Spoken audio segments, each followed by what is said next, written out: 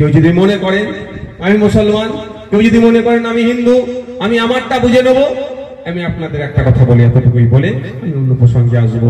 দেখুন এই শরীরটা দেখছেন মাথা থেকে, ভারতবর্ষ একটা দেশ, একটা মানুষের হিউম্যান বডি যদি বলি, হিন্দু, মুসলমান, খ্রিস্টান, জৈন, আদিবাসী, যত ধর্মের মানুষ আছে না কেন, যত বর্ণের যত জাতির মানুষ থাকুক না কেন, প্রত্যেকটা নিয়ে একটা সুস্থ শরীর। কোন একটা সম্প্রদায় যদি দুর্বল হয়ে যায় তাহলে দেশ দুর্বল হবে। আমরা আমার দেশ দুর্বল হোক কখনো চাইবো? কখনো চাইবো আমরা? আমরা আমার দেশ সবল হোক, পৃথিবীর মানচিত্রে শ্রেষ্ঠ আসনে আমার দেশ উপনীত হোক, এটা আমরা সকলে চাই। তাই বন্ধুগণ, আপনারা যারা আছেন, রাজনৈতিক কারবারিদের ফাঁদে পা আপনারা দেবেন না। এরা শুধুমাত্র আপনাদেরকে শুধুমাত্র রাজনৈতিক ফায়দা নেওয়ার জন্য আপনার মধ্যে ধর্মীয় উন্মাদ, ওই মুসলমান হলে মুসলমানদের উপকার হবে এই আশা ভুলে যান।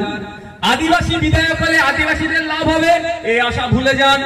দলিত হলে দলিত মানুষের ভালো হবে এই আশাও ভুলে যান। আমি তো বিধানসভার একজন সদস্য, আর ভিতরে কি হয় তো আমি আপনাদের থেকে একটু বেশি জানবো। যদি টিভি থাকতো, লাইভ চলতো, তাহলে আপনারা জানতে পেরে যেতেন কি হচ্ছে না হচ্ছে। টিভি নাই, সমস্যা আপনারা জানতে পারছেন না। পশ্চিমবাংলার বিধানসভায় 18টি এসটি কমিউনিটির রিজার্ভ সিট, আর ভোটে দাঁড়াবো না। ও চিটিংবাজি কথা ওনাকে রেখে দিতে বলুন তো। চিটিংবাজি কথাই বলছে, কথাটা ও ভালো করে জানে। ও মানুষকে দেশে হাত ফাত নেড়ে দেবো, মানুষ ভুলে যাবে। ও যখন সমস্যায় পড়ে আর বলে আমি কি আর ভোটে দাঁড়াবো না।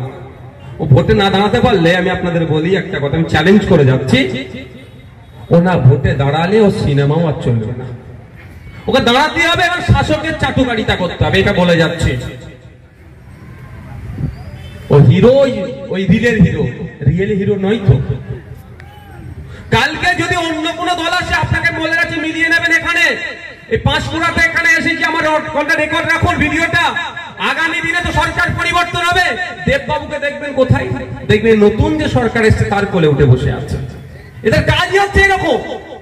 এদের বিজনেসটা এরা বোঝে। বিজনেসটা কি? এদের ফিল্মের প্রমোশন।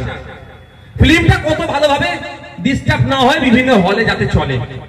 দেববাবু যদি এখন শাসকের বিরোধিতা করে, অন্য হল মালিককে যে বলবে এর ফিল্ম চালাবি না, তাহলে দেববাবুর ফিল্ম ডাউন হবে। ও দরকার নেই বাবা, আমি 3.5 লাখ টাকা এমনি মাসে পাবো, আমার ফিল্ম আমার তরিয়ে চলবে।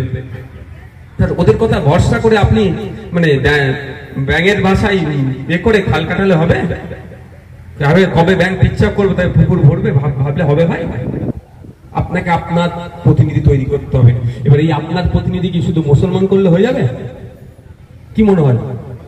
হ্যাঁ, মনে হয়? অনেকে বলে, আমি ক্লিয়ার করি একটা, অনেকে বলে যে মুসলমান দরকার, ভালো একটা মুসলমান দরকার। লাভ কি হবে?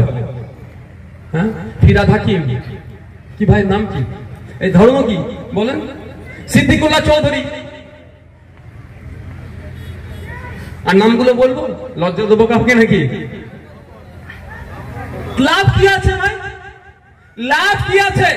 মুর্শিদাবাদের মতো জেলাতে বসে মুখ্যমন্ত্রী, যেখানে পিছনে এমপি এমএলএ গুলো ওই খালিলুর রহমান থেকে শুরু করে, আবু তাহের থেকে শুরু করে কতজন আছে, আমিরুল ইসলাম থেকে শুরু করে বসে সেখানে বলছে এখানে ওয়াকফ আপনি আন্দোলন করতে দেব না, চুপ করে বসে আছে। ও নামলে লাভ কি হবে ভাই? আর একই ভাবে বলছি, আমি আপনাদের একটা জিনিস ক্লিয়ার করতে চাই। প্রসঙ্গ ছিল অন্য, এই পূর্ণ প্রসঙ্গে চলে এসেছে। একভাবে থাকতে হবে এবং দেশকে এগিয়ে নিয়ে যাওয়ার সহযোগিতা করতে হবে।